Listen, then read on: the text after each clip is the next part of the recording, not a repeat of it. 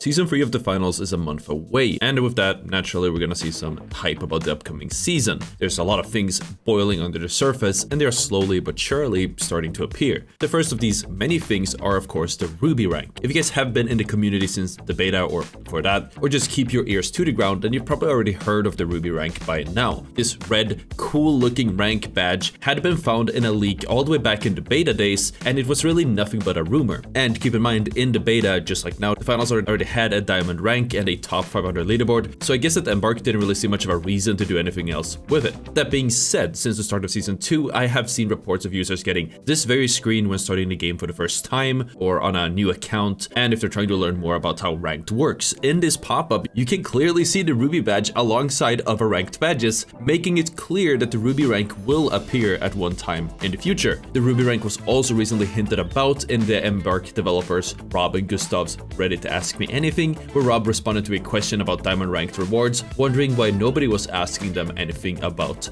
Ruby. Almost 2 weeks later, so that's yesterday by the time this video was written, Rob would go ahead and post this high resolution image of the Ruby rank in a content creator and developer Discord, which all but confirmed that we're gonna see a Ruby rank soon. Maybe even, and most likely, in the upcoming Season 3 of the finals. As for what the Ruby rank actually will be, it's really only something that we can speculate about. Realistically, as somebody who has solo queued to Diamond 1 and top 500 and all that, I have to say that there doesn't seem to be a need for an additional rank that we need to grind for past Diamond. They have added additional ranks in other games like in Apex or League of Legends, both being called, I believe, Master, and actually the other one might have been Emerald. And those were added because there was a huge percentage of players just being idle and sitting in those ranks, kind of diluting the skill at the top level. But I don't think that's that much of a problem in the finals. It's more likely, at least to me, that the Ruby rank would be something like the official rank for players who have reached the top 500, which makes even more sense when you keep in mind that you currently can see what rank any player in your game is, except the ones that are good enough to stay in the top 500 of all players worldwide. And if we again take Apex for an example, there is actually a rank for all the top 750 players, which is called Predator, which is just an unfortunate name for a rank, but it is what it is. And I believe that in League of Legends, it's called Challenger. It's a common thing to give the top 500 players or top whatever players a rank of their own because it's more prestigious, unless it's called Predator, in which case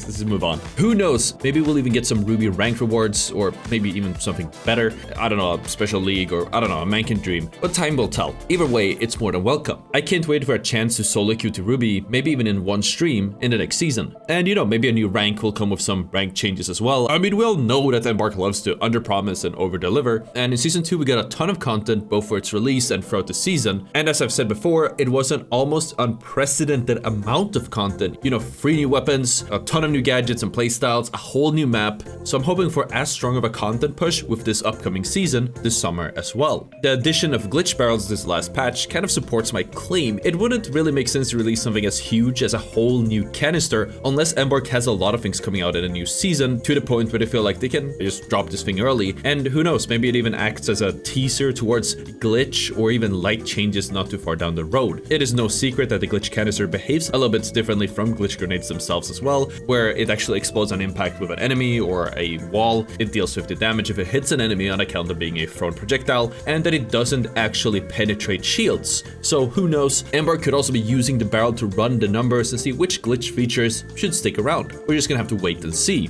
But what you don't have to wait and see for is of course the sponsor of today's video. Are you still manually clipping and recording your own clips? Why? Half the time your recording isn't on, it doesn't clip anything, or it's corrupted. Well, thanks to the sponsor of today's video, I've got the answer for you, and that answer is called Outplayed. With Outplayed, you can clip, edit, and share to anyone just with a couple of clicks. Want a clip of you falling off the map and dying? Well, if you want, you can specifically choose to mark when you die. Or you can choose to have it make markers when you get a kill, a win, a loss, or even just an assist. It's entirely up to you. My personal favorite feature is that you can actually clip and trim in the actual app. You don't need any type of fancy video editing software. And on top of that, you can actually send your clip to your friends right from within that app.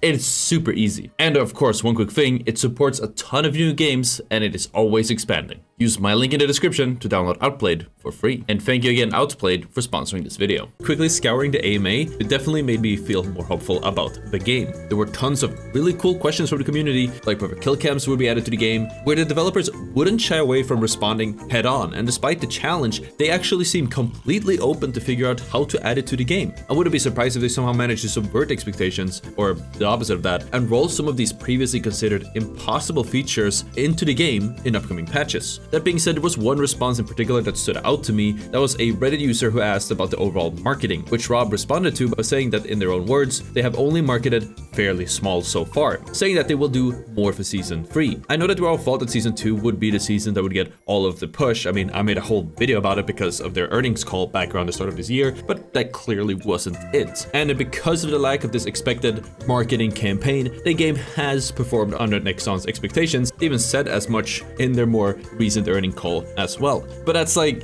you know, you fuck around, you find out. That being said, if Embark and their developers is going on record in an AMA telling us to expect more marketing with Season 3, odds are we're gonna see a lot more marketing in Season 3. Rob also ended the answer to that comment asking us to tell our friends to play the game, and honestly that's kind of a valid comment if you think about it. Like, why are we expecting the developers to find players for us? Why isn't word of mouth enough? If everyone gets one person to start playing the game, the player count would double, and we would have the best player count that we've seen in months. And that's probably because the game isn't in good enough of a state where getting others to play is good enough just yet, which I'm sure Embark might be aware of, which may have led to some reluctance with actually starting that extensive marketing campaign just yet. But going off these comments, maybe they're confident that the game will be ready for another push for the wider player base as of or after Season 3. As far as marketing goes, we've also seen that Embark as well as Nexon will both be at the Summer Game Fest 24. These live events are usually the perfect place to announce or tease upcoming seasons, games, or patches. And if you were around when the finals launched, I mean, it wasn't really that long ago, it was actually announced and launched in the middle of the Game Awards back in 2023. So making a big announcement in the middle of the Games Fest would be right up their alley. The dates also line up, since if we assume that Season 3 starts right after Season 2 ends, it will start just a week after the Summer Game Fest, meaning that it is the perfect opportunity to showcase that new season of the finals and then everything that comes with it. I believe that Embark is going big time with Season 3, I can feel it in my bones. I'm hoping to see some more maps, some more weapons, and even more unprecedented changes will have all the gamers just rolling in on their own. Personally, I'm good with the content. I just hope to see some more balance changes, especially more nerfs to heavy, a little bit of fine-tuning towards medium, but most importantly, a way to bring light back into the meta. Hopefully the whole glitch barrel thing is a step in the right direction, because I believe that light can be valuable. It just really isn't right now. In theory, light should be the perfect class to disable either heavies or mediums or even both, and counter almost everything sustained strat that is out there, but because of how hamstrung light is and all the repeated nerfs that Embark keeps hitting them with, something needs to change in order for them to actually be good. And assuming I'm correct about the glitch changes, that would just be the thing to make light viable outside of the occasional, bank it. As for other feature requests, I don't really have too many at this point, but after playing some X-Defiant, it has been clear to me that the respawns in this game really suck, and I have become painfully aware of just how long respawning in the finals can be. I mean, you die, that's about 20-30 seconds before you can coin in and play the game again, but what if your teammates die? That can be another 20 to 30 seconds that you have to sit and wait if you're really unlucky and you were just about to get a chance to coin in. That's you being almost an entire minute out of the game, not to mention the painstakingly long run back to the fight or the cash out, especially if you're even more unlucky and you get hit with one of those 200-meter spawns. But where am I going with this? All I'm saying is that I would love to see some type of faster modes, maybe deathmatch or team deathmatch or gun game or whatever. It doesn't really matter too much necessarily what it is. I just want to see what happens if we get a game mode with near instant respawns. I guess maybe a second, maybe 5, or maybe actually just instant. Just let me tap into a game mode and experience constant action and find out whether it's fun or just too chaotic myself. I just felt like Terminal Attack was too slow and it just went in the complete opposite direction of what makes the finals great. But yeah, those were my thoughts on the future of the finals. Just real going off the news that we have seen in the past few days. If you guys enjoyed the video, hit the like and check out the video on the screen. Thank you all for watching, and I'll see you all next time. Peace out.